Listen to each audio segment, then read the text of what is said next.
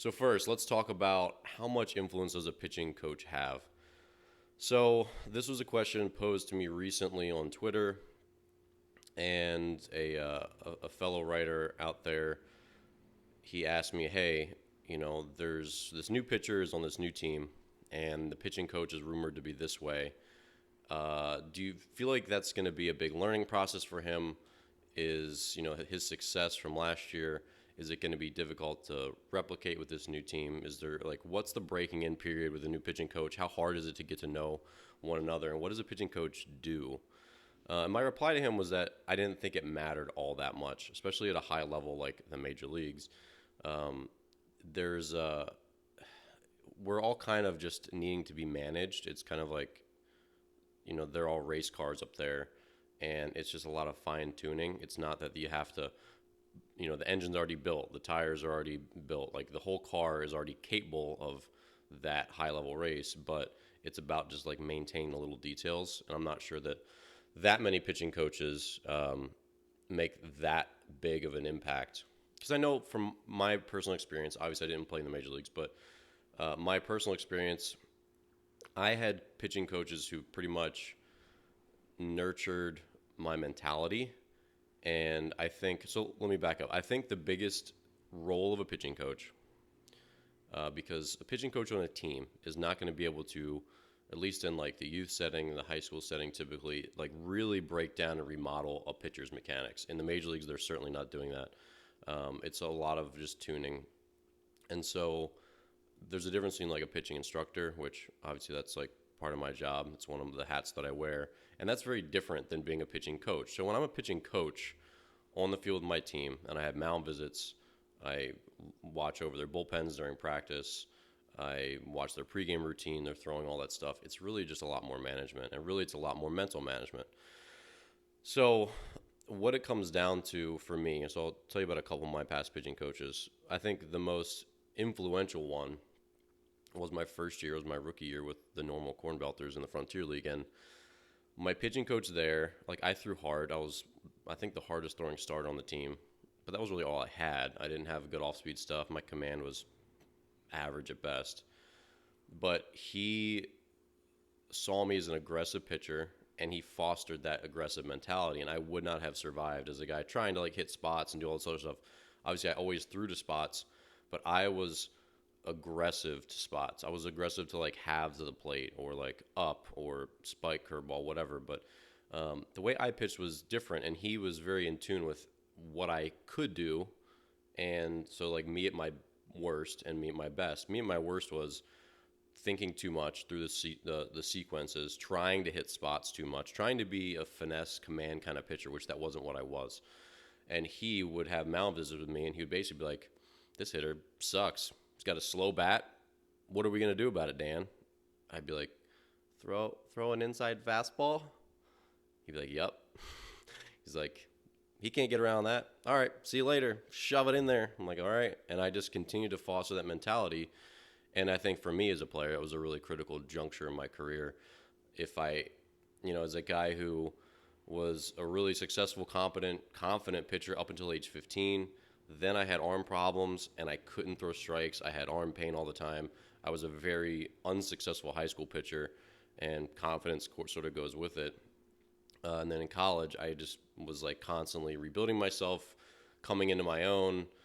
So every year I got better at one thing, but then the results on the field didn't get that much better. So I was always kind of rebuilding. It's like, okay, well, I throw hard now, but I'm not throwing enough strikes, or I'm too easy to hit.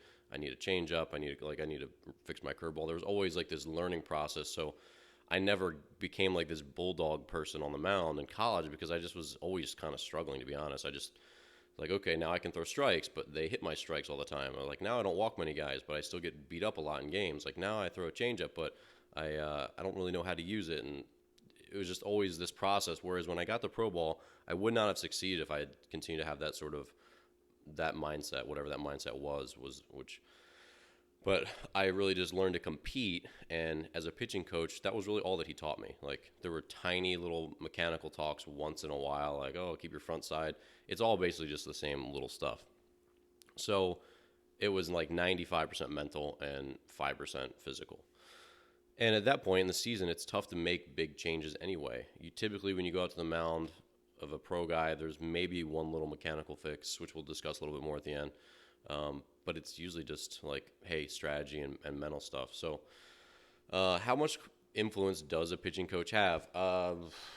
It's kind of a hard question. Really, it's about, I think pitching coaches need to bring to attention who a pitcher really is, who he sees that pitcher as, what he sees in him at his best, what he sees of his arsenal, how he can best use his stuff. It's kind of to me like a carpenter, like an old experienced carpenter helping along a new like apprentice carpenter. And the old, like they have the same tools, right? But the apprentice doesn't really know how to use them. He's got his drill. Maybe he's got fancier drills than the old carpenter does, but he doesn't know the fastest way to frame a house. He doesn't know the fastest way to do this and do that. He doesn't know all the little tricks of the trade, and he doesn't know what's the best way to use this chisel or the best way to use that chisel or the best way to, it's about using the correct tools for the job. So even like right now, as I have a bunch of young kids, 14 U players under my wing, like on game day, it's still very not much about mechanical. And really now the season's going, it's just not much about mechanics. So if you're talking about joining a new, professional program or college program or high school varsity program, you're kind of thrown into like the season. So now like here we are in the season, there just isn't time to like overhaul stuff. It doesn't work at high speed. So it's really about, okay, here's what we've got. Like, here's what we have for this season. What you did in the off season brought us here today. Here's who you are. And maybe you don't know how to use your chisel and your saw and your drill the right way. So I do. I can see what you are at your best. I can see what you're at your worst. Let's do it this way. Let's create a strategy and a game plan together. I think that's mostly the role of a pitching coach. Now, again, getting the right thing out of each personality. Some kids, I can see it. As soon as they start throwing balls, they fall behind. They just like shy away. It's that fight or flight, and they flee. Other kids aren't nearly as fazed by that. And that happens all the way up. It still happened with me even when I was 28, 29 pitching. I still had that little flee moment when it was like 3-1. And I like probably need to throw a changeup, and I'm like not super comfortable with that. I still felt that same thing. It would be imperceptible to somebody else at that point. But for a pitching coach, he would be able to pick that up and be like, look, I see you ease off your changeup when you're in this situation or that situation, or let's not even go to the changeup. Let's go to the pitch that you're best with. It's about, again, getting the best use out of who you are and your tools, fostering the right mindset. It's kind of about like this big audit system. So you pick out your buckets, like his confidence bucket. How much confidence is in there? Okay, he's at like 100. Don't need to work too much about that. How good is he at feeling through his delivery? Does he struggle with making adjustments? Do we need to talk more about adjustments with him? About what he tells himself when he's leaving the ball up or hanging his curveball or whatever? Does he lack the strategy side of it?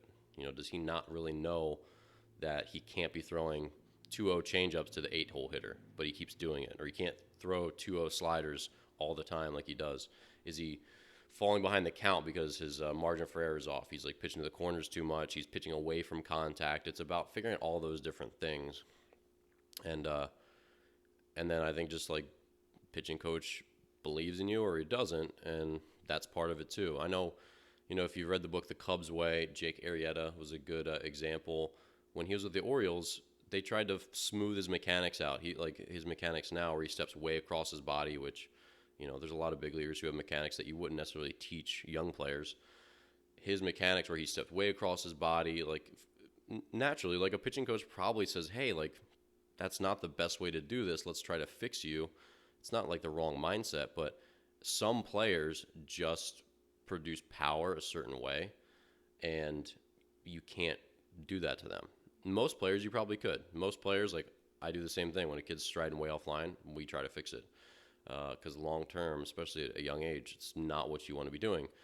But for a guy like him who made it to the big leagues like that, striding way across his body, they're trying to fix him and do all this other stuff, and it made him just wildly unsuccessful. And then when he went to the Cubs, the story was that they sort of let him be himself a little more and go back to the things that he used to be doing when he was successful. And then he started to like feel himself again, confidence, like everything grew with it. And he became, this miraculously successful pitcher that we have all come to know. And there's a lot of stories like that. I had another teammate named Wynn who pitched at Southern Carolina through up to like 98 and was a high draft pick. Had a good minor league career, but he was constantly, because he had like the world's shortest stride. Like you look at this guy, you're like, man, he's not using his legs. There's like the shortest stride ever, but he threw 98 that way, like 94 to 98, like all the time. So everyone was trying to fix him, like, oh, if you use your legs, if you strided farther, you'd be so much, like you'd be throwing 100, like you'd be throwing so much better. He could never do it. It's just like his body naturally was really good at producing force with a short stride. Like everything synced up. That was like him. And everyone he came across, every pitching coach wanted to change him. And it was like at different times he would listen or not listen, and it would just get off. And I remember he and I talked about it because we were roommates for a while, and it was a constant battle with him. Like, do I make these people happy, or do I do what I know I'm capable of doing? And so a pitching coach has to find a balance of that too. You can't just say, oh, we're throwing this tool away. You don't need this. You don't need that. It's like, well, maybe that's just like how I'm good at doing it. So, there's a lot of things in theory. You have to be extremely objective and not try to mold everyone in the same box. There's a lot of boxes that everyone conforms to. There's the big checkpoints in pitching. All those things apply to mostly everyone. How you land, good landing position, all that stuff.